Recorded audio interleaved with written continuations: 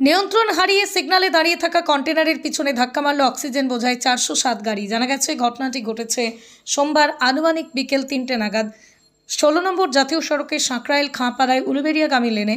ঘটনায় ওই 407 গাড়িতে আটকে পড়ে গাড়ির চালক সহ হেলপার। পরে ঘটনাস্থলে পুলিশ ও স্থানীয়রা পৌঁছে দুর্ঘটনাগ্রস্ত ওই 407 গাড়ি থেকে চালক ও হেলপারকে উদ্ধার করায়।